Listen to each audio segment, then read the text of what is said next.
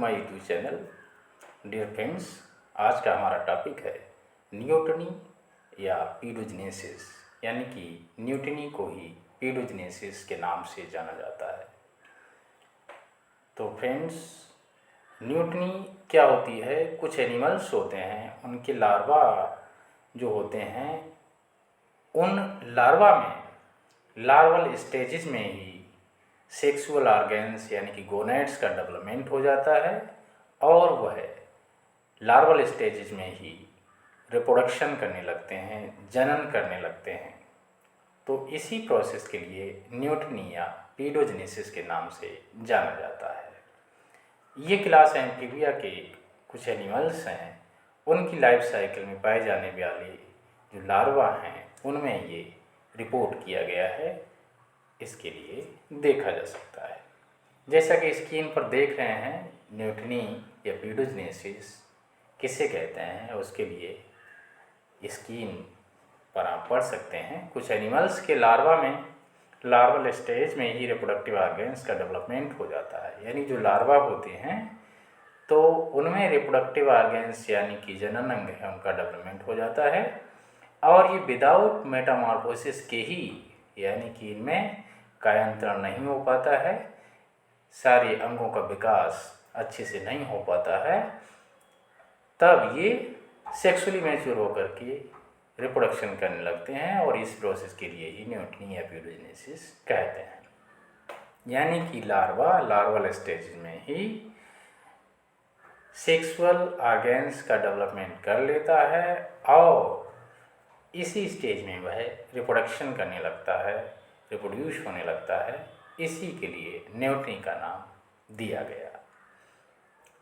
Example के लिए एम्बायोस्टोमा amphibia class है, उसका एक मेंबर होता है और इसमें जो लार्वल स्टेज पाई जाती है उसके लिए कहा जाता है एक्सोलोटल लार्वा। यानी कि एम्बायोस्टोमा का जो एक्सोलोटल लार्वा है न्यूटनी का एक बेस्ट एग्जाम्पल है। एक्सोलोटल लार्वा एक्वाटिक होता है, यानी कि जलीय होता है, इसमें गिल्स प्रेजेंट होते हैं और ये गिल्स के द्वारा रेस्पिरेशन करता है। कुछ टाइम के बाद इसमें जब गोनैड्स का डेवलपमेंट हो जाता है तब इस साइज में इंक्रीज होकर एग्स लेइंग स्टार्ट कर देता है। यानी कि जो इसका लार्वा होता है एक्सोलोटल लार्वा एम्बायोस्टोमा का एक्वाटिक होता है, गिल्स प्रेजेंट होते हैं, जबकि अडल्ट में लंग्स प्रेजेंट होते हैं और गिल्स नहीं पाए जाते हैं, क्योंकि लार्वा होता है ये एक्वाटिक होता है जबकि अडल्ट टेरेस्ट्रियल होता है। तो एक तो बात ये आपको ध्यान रखनी है। तो इसमें गोनैड्स का डेवलपमेंट जब हो जाता है तब ये एग्स लेइंग करने लगता है। इसके अपोजिट अडल्ट एम्बायोस्टोमा टेरेस्ट्रियल होता है, जैसा कि पहले बताया जा चुका है, जिसमें गिल्स एब्सेंट होते हैं और ये लंग्स के द्वारा रेस्पिरेशन करता है। ये आपके लिए याद रखना होगा। यही जो है मेन डिफरेंस होता है अडल्ट एम्बायोस्टोमा और एक्सोलोटल लार्वा ऑफ एम्बायोस्टोमा।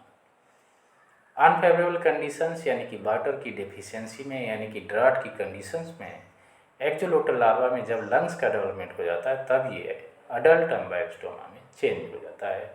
ये भी पहले ही बताया जा चुका है कि जब गिल्स प्रेजेंट होते हैं तब ये एक्वाटिक होता है, लार्वल स्टेज में होता है, जब इसमें लंग्स का डेवलपमेंट हो जाता है और तभी जो है अडल्ट में चेंज हो जाता है और अडल्ट पूर्णतया जो है टेरेस्ट्रियल होता है।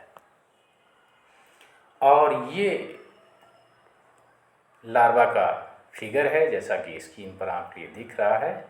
बड़ी बड़ी दो आइज प्रेजेंट हैं, 4 लिम्स, और जो है गिल्स प्रेजेंट होते हैं, हिंड लिम्स। ये आइज हो गई, ये 4 लिम्स हो गए, ये हिंड लिम्स हो गए, ये गिल्स हैं जो बड़े बड़े दिखाई दे रहे हैं, और ये टेल फिन है और ये लंबी लंबी जो है टेल है।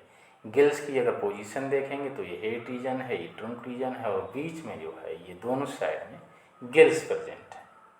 यानी कि ये एम्बायोस्टोमा का एक्सोलोटल लार्वा है। इसके लिए आप ड्रा कर सकते हैं। उसके बाद में कभी कभी पूछा जाता है एक्सोलोटल लार्वा पर शॉर्ट नोट, यानी कि एक्सोलोटल लार्वा ऑफ एम्बायोस्टोमा, इसके बारे में पूछा जाता है, इसके स्ट्रक्चर के बारे में।